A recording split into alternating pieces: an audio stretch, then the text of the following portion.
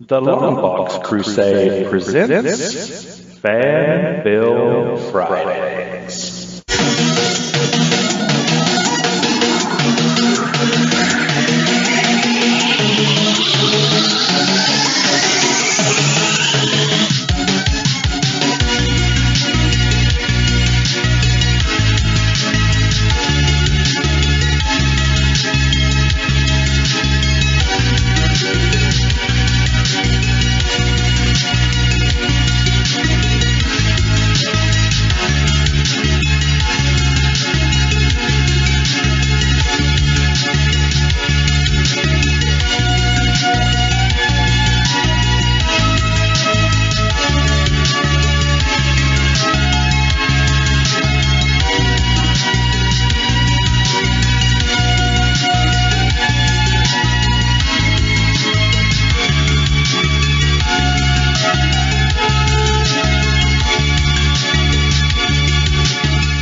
Hello, and welcome to another episode of Fan Film Fridays here on the Longbox Crusade Network. I am your host, Clinton Robinson, down in the basement.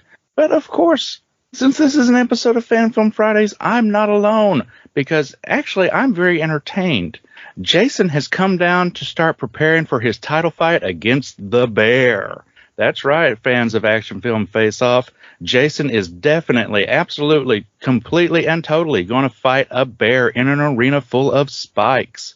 He's going to put that Navy SEAL training to the test. And if you think I'm lying, well, you're about 99% right. But that's okay. The 1% is I'm going to fight a bear. Yeah, eventually. See, what happened was it's tax season, and, we've been using this cage as a tax write-off, and now the IRS is saying if I don't actually fight a bear, one of us has to fight a bear in the cage, or else, we're in violation to tax code or something. So looks like this is happening. Yep, but that's okay, because you've got the world's best trainer in your corner.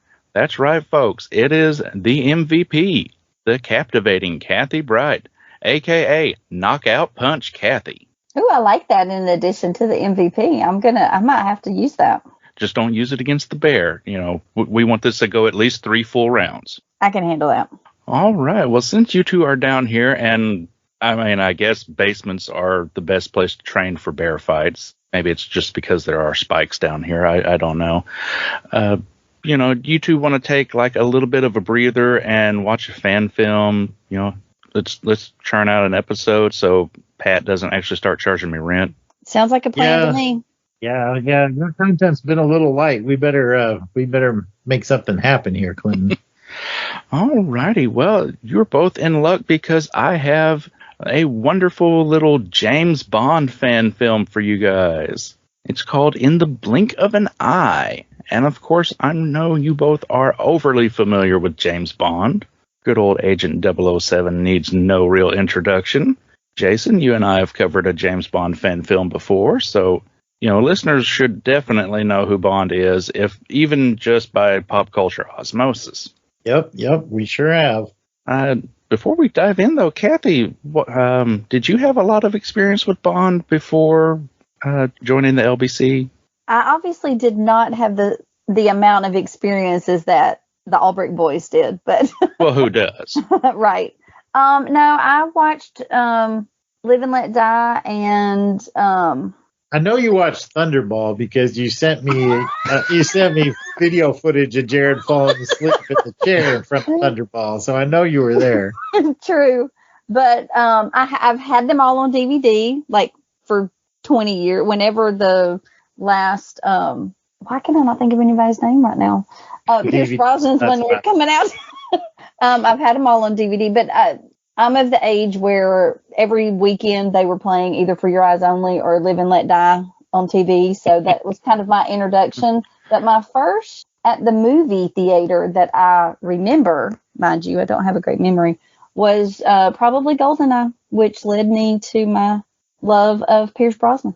It wasn't Remington Steele reruns? Well, that too. Yeah, you're right. I did love some Remington Steele. I was pulling hard for him to be the next James Bond. So it only just took a little longer than you expected. Yeah, and what do you mean reruns? I was watching it when it was on, like, first full up. Yeah, we were watching them fresh. That's right. Okay, so In the Blink of an Eye is a James Bond fan film that was uploaded by Kevin Cruxton back in May of 2021. It currently spots 13,250 views and runs about 11 and a half minutes, give or take. So it's not a huge drain on your time, folks. Of course, as per usual, check the show notes for the link. The film stars Isaac George as James Bond, Jaden Simmons as Blofeld, Lila Wright as Claw, Stephen Fagan as Oddjob, and in my notes I spelled Oddjob with one D, so it tells you where I was. Wow, Jason missed an opportunity for a D's nuts joke. Already done one and met my quota. All right, it also starred Trust Kazell as Jaws. You got to remember he's hungry right now. He's not. Oh, that's true. That's true. Yeah, we did catch. I was trying to respect your synopsis reading, man. Wow. But now the gloves are off, my friend. I've moved up to respect. It only took, God, how many years? Okay, no, sorry, going back here. Emma Pixley as Moneypenny, Jackson Dawes as M, Mason Feeney as Q, with a special appearance by, get this, folks, George Lazenby as G. Film was written and directed by Kevin Croxton, who also wrote and arranged the original song for the movie, film, whatever you'd like to call it. Had either of you heard of this fan film before I sent it to you? I have not heard anything. Nope. Okay, well,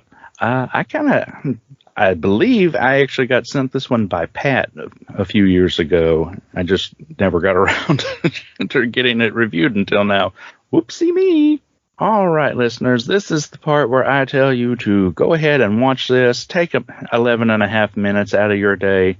Check out this fan film because Jason, Kathy, and I are all going to spoil the heck out of this with our lovely discussions and subpar synopses when we get back. So I'm going to take just a little break. You can listen to the trailer for the film, and when we come back, we will dive into it. Operation Stormfront is almost at end.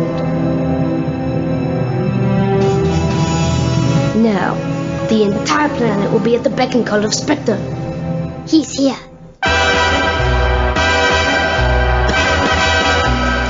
The name is Bond.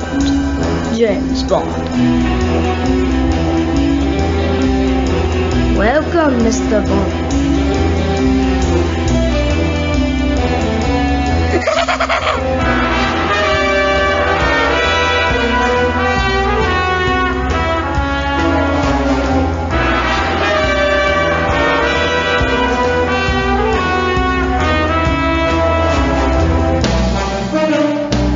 Careful, 007.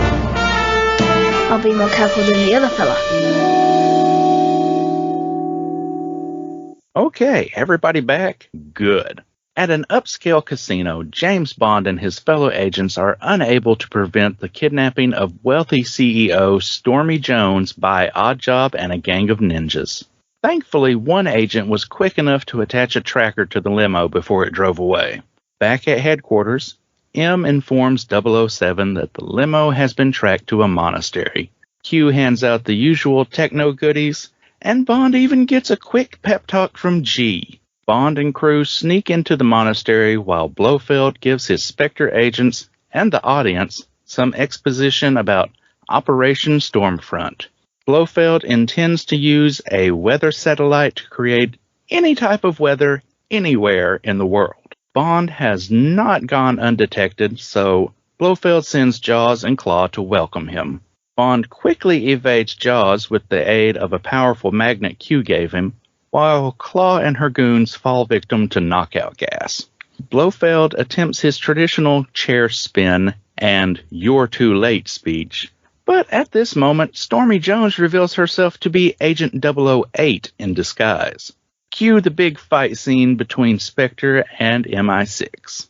Blofeld attempts to escape in the confusion, but Bond is naturally one step ahead. Afterward, we see James and 008 drive off in a pretty snazzy Jaguar as the credits roll.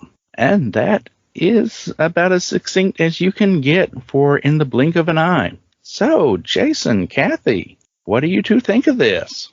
Let's go with Kathy first. Well, I must say, I was quite impressed. Am I allowed to give the big spoiler yet? Yeah, let's give the big spoiler. They're kids. They're 5th and 6th grade kids. And I was like, from the opening moment, I was like, this is kind of impressive for a middle or elementary school production. But what sold me, had me, oh my gosh, this is amazing. That opening credit sequence, just like the Bond films, I was like, this is amazing. I love this. Jason, what about you? Man, I had a grin ear to ear through this whole thing.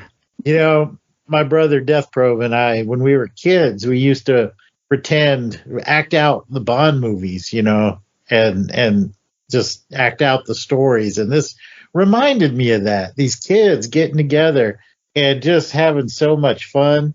And they did a really, really good job.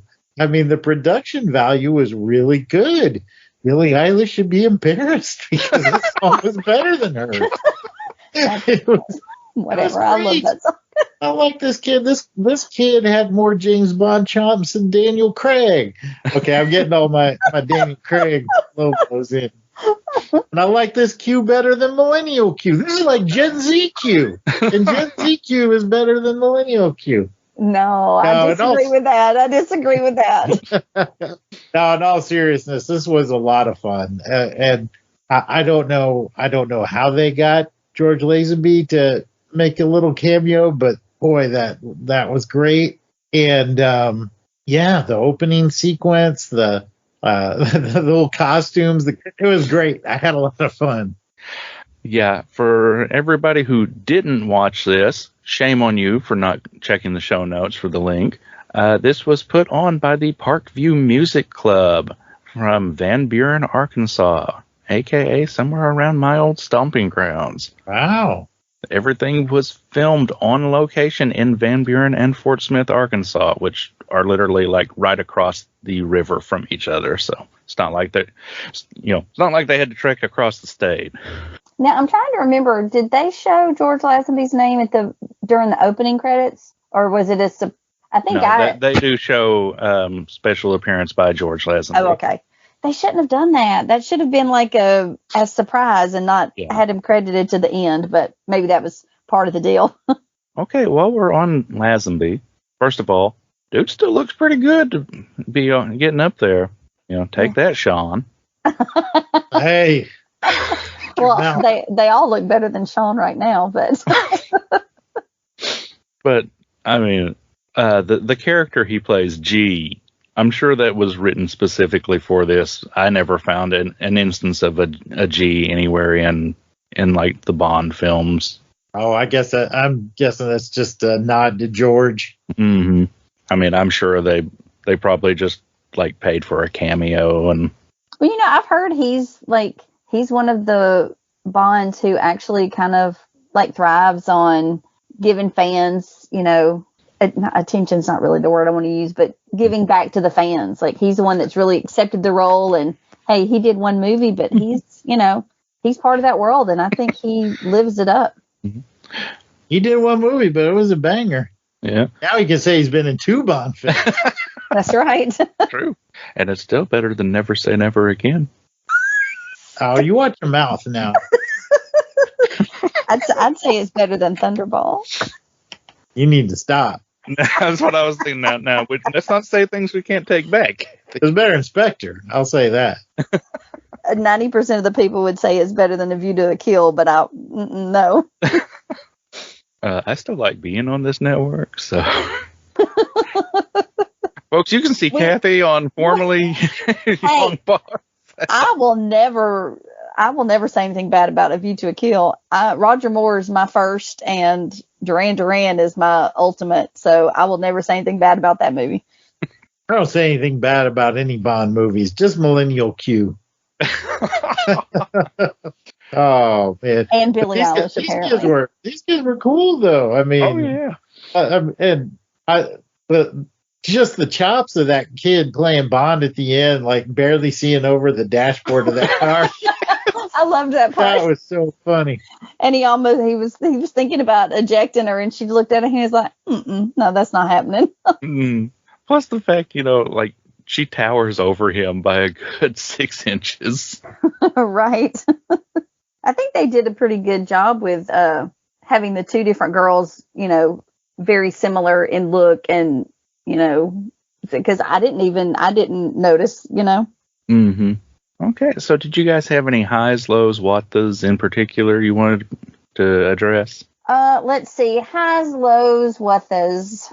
I've already kind of said one of my highs, which was the opening credit scene. As anyone who's watched any James Bond films, they know that that's one of the iconic moments of a James Bond film is the opening credits. And they did an amazing job. Like, it could have easily fit into an early James Bond movie. Like, the visuals were that impressive to me. The silhouettes they did, it was incredible.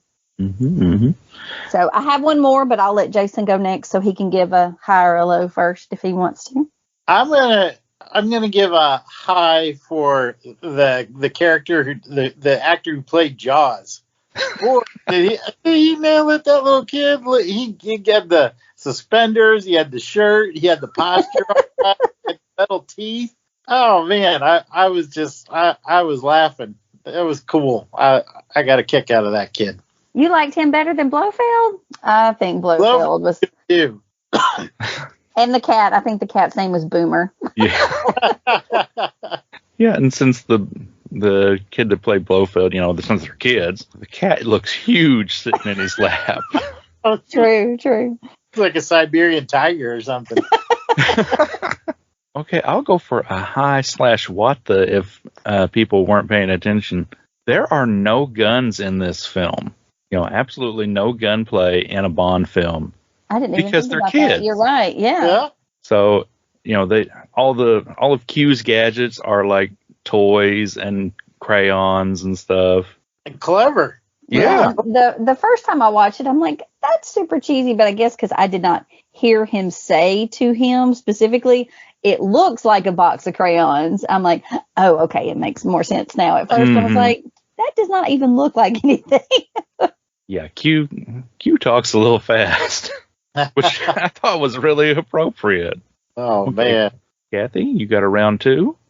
I do. And my other biggest high for this film was the cinematography and the locations where they were. I think there was a couple of guys that did some drone filming, and I just thought the shots and the angles that they used and just the cinematography, I thought was fantastic. I mean, I'm assuming that was part of Kevin Croxton doing as the director, which I found out when I was doing a little research. He's actually an Emmy winner for a song he did for another short story or short film or something. But anyway, I think the cinematography was spot on. I thought it was incredible. Wow, I did not know about the Emmy win. That is, that bumps this one up a little bit higher now. Jason, what about you? Before No Time to Die came out, the lads and I sat around and we were all excited about the coming out of the movie. As a good movie, I'll just say that right from the get-go. No complaints. But we talked about what we wanted to see in this Bond film. And a couple of things that I brought up was I wanted to see I wanted to hear the 007 theme in a big epic fight, like the ninjas in the volcano, or the raid on in Spy Who Loved Me on the ship. That I wanted to see that, and I got those things from these little kids. And it brought a smile to my face as soon as I heard the dun, dun, dun, dun, dun, dun, dun. Like, yes, this is so much fun and exciting. And those kids were having such a great time out there, just roughhousing, and it was fun to watch. So that's another high from me. It really delivered on all the things that I think makes James Bond special. mean, that says it all right there, folks. They reached out and touched Jason's heart. They did, man. They had ninjas. They're just... It sounds like y'all might need to get this Kevin Croxton guy on the episode of Rookie Agents, because we need to think about that. Yes, Clinton, keep him that happen. Ring him up. he's on Twitter. I'll send him a message on Twitter. All right. Heck yeah, that'd be awesome. Oh man. Clinton, do you have a second round?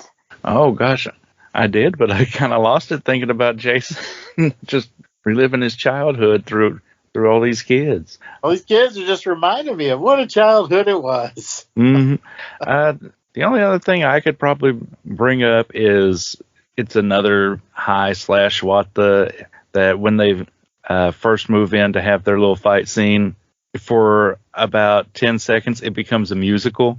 Oh yeah, because they're a choir group. Yeah. But it doesn't take you out of the movie. It just works so well for me. And it's also kind of the tune of the Bond theme, you know. Right, right. I think that's the main reason why it doesn't really take you out of it. But I'm a girl. I love musicals, so I don't know that it would have bothered me anyway. Well, you know, I was a theater kid, so again, musicals are just kind of like, oh, okay, so we're going with it. I guess this is happening. Oh, we're singing again. Okay. I always wanted to, I grew up watching Fame. I wanted to be in that high school where you broke into song and dance in the middle of the lunchroom, you know? Yeah, I'm with Jason. You wanted to live forever? Exactly. You were going to learn how to fly? How to fly. Fame. And then we have Jason's favorite band, Who Wants to Live Forever. Oh, that's right. Which was the song from Highlander, which had Sean Connery, which brings us full circle. Absolutely. Oh, my. This is what happens, Clinton. We just hijacked the show. This is what you get. Yeah, I bolt on you. You would think me and Jason never talk to anybody else outside of when we podcast because we never shut up. Hey, here almost 36 episodes or so in, and I'm not sure I've hosted a single one of them. I do have a couple. I don't know. Are we going to do a third round? Or are we going to do? Okay. Yeah. If you got anything else to add, go right ahead. Pull a pack, just fire them all over. Yeah. I'm pulling a pat. Well, and this is more of I did kind of a pro-con list, or, things I did like, things I didn't like. I had, overall, would I have been able to do this when I was in 5th or 6th grade? Absolutely not. No. These kids did such a great job, but it's the little things that, were the fight scenes great? Not necessarily, but I think it's an age thing where, when you're that age, you're just not sure of your body. You're not confident. And so, when they were the very first scene when they were outside by the car and they were crouching over and walking like they were trying to be, I'm like, y'all do not look menacing right now. But I think it was just because they're more menacing than Roger Moore. Hey, now watch it. But you know what I'm saying? It's just you're at that kind of clumsy, lanky, don't know what to do with your body kind of age. So, I don't really take that much away. And I'd mentioned to Clinton kind of off video where the ADR that they did, or the voiceovers they did at the very, very opening scene with Bond and Stormy, I think was her name, that was throwing me off a little bit. But again, those are just and the costumes didn't really fit on some of the guys. But again, that's just little nitpicks. But overall, what's funny was when Clinton sent me the link to the YouTube. You know how it has a little picture, a little clip from the movie, and I saw it and I was like, this guy looks like he's 12. Like I was gonna be adults, and I was like, has this guy even passed puberty yet? And the answer of that would be no. No, he hasn't. The real question is, would he be able to play Robin in a 1940s Batman serial? Well, that kid, the creepy kid y'all were talking about with the spiky hair, he could have probably pulled it off. Yeah, that had to have been, like we were saying, that had to have been kind of a play on Joker, even though that's a completely different franchise. But I did not get I didn't get what he was trying to do. Well, if I can get serious for just a minute, in the world of James Bond, there is a lot of concern that the Bond movies are kind of stuck in a generation. When I was a kid, Bond was passed down. My love for Bond was passed down to me, from my father, and I passed it on, or tried to pass it on, to my kids. And and now it takes so long for a Bond movie to get out, and they're so serious. It's really, we worry that the next generation of kids won't want to be Bond fans like we are. And so when I saw this, and I saw those kids really celebrating all things Bond, and just having such a good time and loving every minute of it. And it was, it was boys, girls, girls as double O's, boys as double O's, as girls as villains, boys as, they just mixed it all up, and it just made me feel good. It made me feel good to see all those kids just having fun with James Bond. I completely agree, because you could tell they were taking it seriously. They were not just, goofing off and playing around. So, yeah, no, I totally get that. You're right. They obviously, they had to have, watched at least a few of the films to, be able to portray those characters. I mean, even down to Moneypenny, like Throw in the Hat, and, I'm sure their teacher, coach, whatever you want to call them, had to have shown them several of the films before this. You're probably right. Probably right. Speaking of Moneypenny, how good is the little playful banter back and forth between her and James? And it's only there for 30 seconds. It's great. But that's, that's kind of the time allowance they get in the major motion pictures too, is, they get their couple of minutes of, little witty banter, and that's all they need. What do you guys think of the pulling the mask off? Did it feel a little more Mission Impossible to you than James Bond, or, is it just me? Yeah, it did for me. I mean, it did have that Mission Impossible feel, and maybe a little Scooby-Doo. I gotta say though, by the time we got to that part, the third act with the big reveal, I thought the reveal was clever. Number one, I was like, oh snap,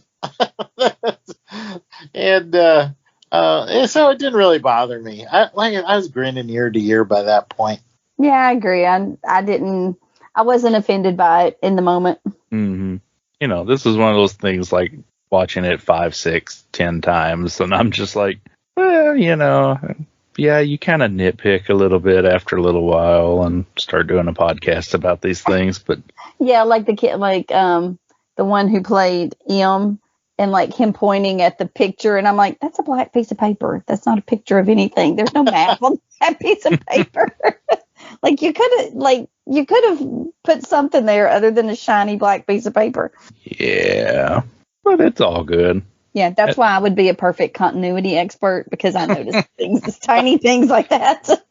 Well, it is kind of funny because, Clinton, you and I did a Bond film, was it a year or two ago, I guess, maybe? Yeah, somewhere about that. Yeah, and it's kind of funny when you see, adults playing James Bond, because, nobody has the swagger of Pierce or Raj or Sean or George or even Daniel. Daniel's got the swagger, man. I'll say that for him. And so it looks kind of goofy when you see adults trying to be like, here's a fanboy. It's like me trying to play James Bond. It's like, maybe James Bond if he's trying to make a run on a buffet line or something. But James Bond, I'm the 52-year-old Moneypenny that's just hates coming into work every day. You're just on the computer, like checking how much you have in your retirement savings. Clock out. Exactly. Yeah. How much money? A penny. How much do I have in deferred comp? Oh man. I ate my emotions for James Bond not coming and taking me away with him, so I just ate all the time. Oh man. Yeah, I get exactly what you're saying, Jason. You know, the adults come in and they try to live out the fantasy, or they think they can do it so much better, or at least hold a candle to what everybody else has done, and the kids just came in and just had fun. Dude, I've raised 2 boys, man, and I've had to go to so many school plays and recitals and everything. This one would have been, I've been like, hey, I want to see an encore. Well, now I will say, and hopefully, because I know Jason's a fan of this franchise too, but after I watched this film, their next film came up, which I think they were up for several awards for, and it's longer. I think it's like 45 minutes to an hour of Indiana Jones. And I watched like the first 5 minutes, and I'm like, I'm gonna have to watch this because it looks incredible. Well, and I think it's the same group of kids. I don't know if it's all the same. Like it might be a year or two different with the kids, but it's the same group. You're gonna have to link me to that one, Kathy. I absolutely will.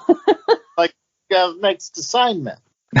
Next assignment, 007. It's got to be better than Dial of Destiny. But anyway. Oh, look at us racking on the big films that we know how to make. All righty. Well, I think we've pretty well covered that. Anybody got any last little bits they want to add? Just a lot of fun. Thanks for letting me partake. Absolutely. I definitely think it's worth more than the 12 minutes you have to spend watching it. I've watched it several times and enjoyed it quite a bit. So everybody needs to check it out. Oh, yeah. This is one that definitely holds up. You have a lot of fun. And even if you are like a James Bond novice, this one is still kind of fun because you just get to see, so long as you understand the tropes of the whole secret agent thing, you get to see kids having fun being secret agents and either saving the world or trying to take it over or just petting a really big cat. And I think because the directing and the cinematography were so good, I think that helps in not being like a cheesy little like in your basement kind of movie. Right. You know, it felt like a big budget fan film. It did have some production value. Yep. You're right about that. Those kids probably sold a lot of candy bars.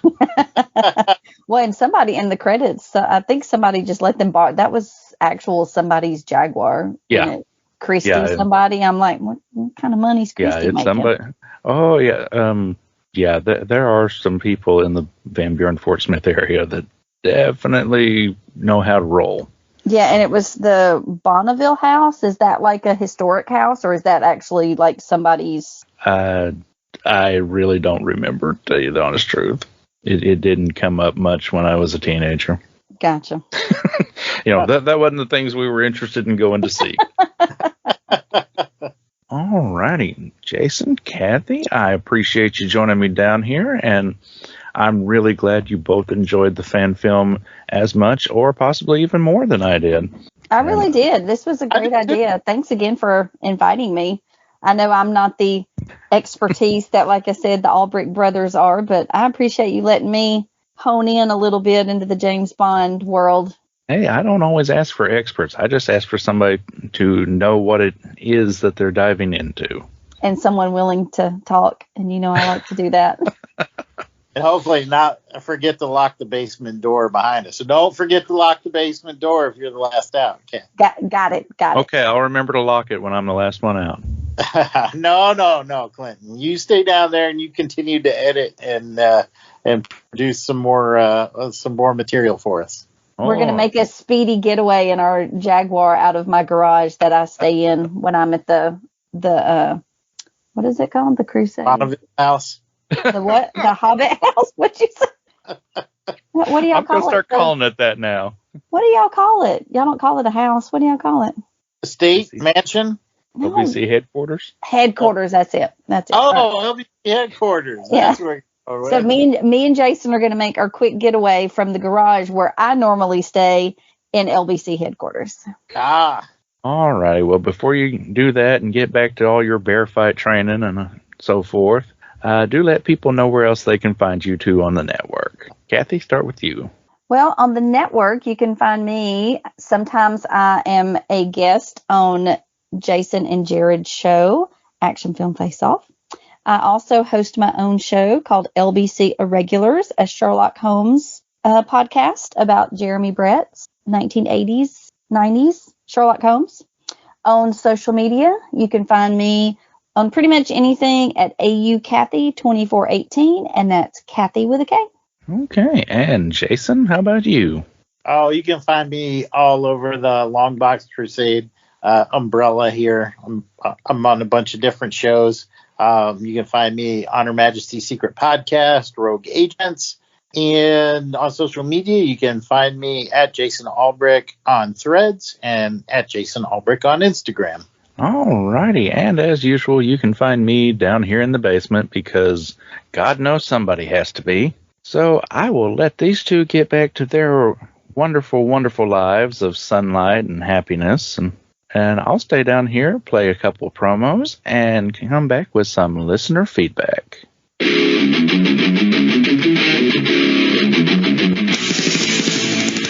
Monthly.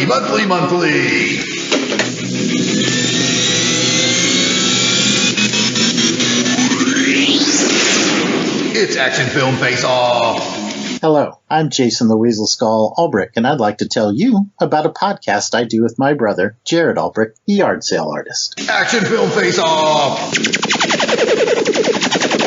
Yes, thank you, Jared. Action Film Face Off is a podcast where my brother and I, who are both military combat vets. Jason was a Navy SEAL. Jason was not a Navy SEAL. Jason was a military intelligence weenie. But anyway, in each episode of Action Film Face Off, we select 2 different action films. Some of them have Chuck Norris.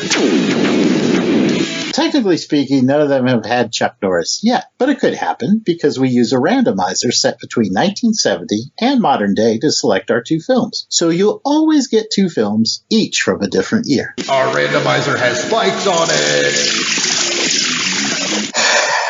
We use a Google random number generator, so it does not have spikes on it. And we put the films into our Videodome arena. It also has spikes. It does not have spikes. But we discuss the films and score them through 6 different rounds of criteria. I score Bond films very high. Okay, that's true. But anyway, by the end of the episode, we crown one of the action films the champion of Action Film Face-Off. Next episode, Jason fights a bear. Jason is not fighting a bear, but please give our show a listen. We're part of the Longbox Crusade Network of shows. Pat Sampson killed a man with a sword once. I can neither confirm nor deny that statement. But you can find us on iTunes, Google Play, and most podcatchers under Longbox Crusade, or you can subscribe to just our show by searching for Action Film Face-Off. Come see the blood fly. And that's Action Film Face-Off. We do, indeed, invite you to come and see the blood fly. I just said that.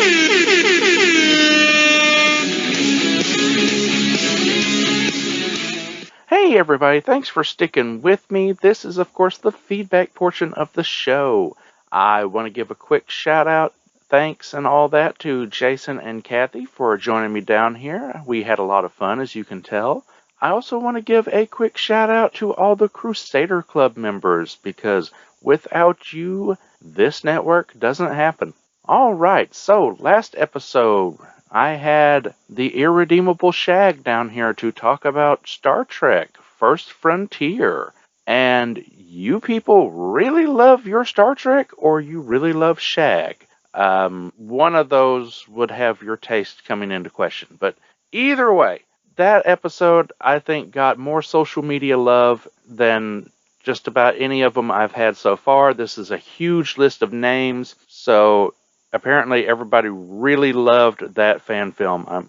I'm hoping that's what it is. Anyway, This list is all around the social medias that I could find. We got show love from Pat Sampson, Chris Statos, Martin Gray, Billy Dunleavy, Derek William Crabb, Robin Hood Bold Outlaw, Auburn Elvis, The Hammer Strikes, Delvin Williams, The Irredeemable Shag, David Ace Gutierrez, Ranger Gord, Brett Young, Ronald Dwayne Montgomery, Kathy Bright, Mike Garvey, TARDIS Captain, Paul Hicks, Matt Sorois, Max Apocalypse, Comic Foil, Tim Price, Sean M. Myers, Gregory Litchfield, Chris Lydon, Oreo the Arrow, History of Comics on Film, Andy Leyland, Bill Beer, Chris at BTO and Batbooks, James Connell, and Superman Radio Revisited. I greatly appreciate all that love, folks.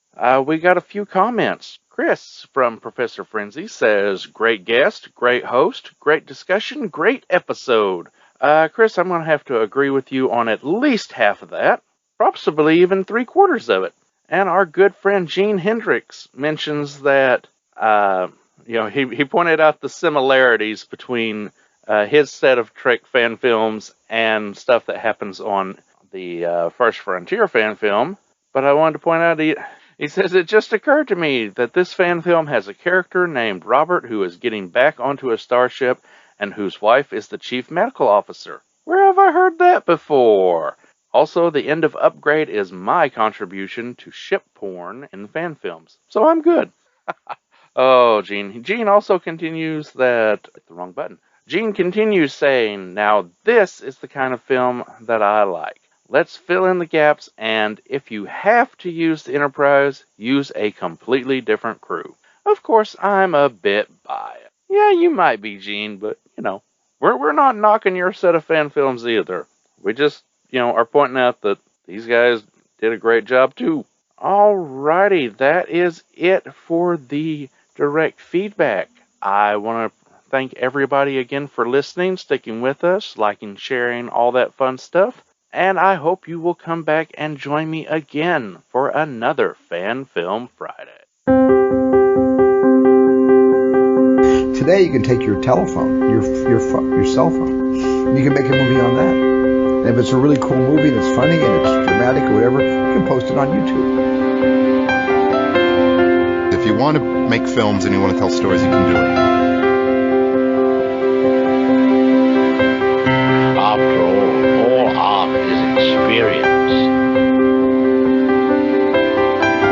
But if you're obsessed with film and you love to tell stories and you love working in that medium, then that'll give you the strength to be persistent. Uh-oh. Jason! He's cussing right now, by the way. Will we have to let him back in, or can he just click on the thing again? I do not know. I was afraid of that. I just got booted off. Oh, you're back. There you are. Hurry, Jason. Let's go. We're out. Bye.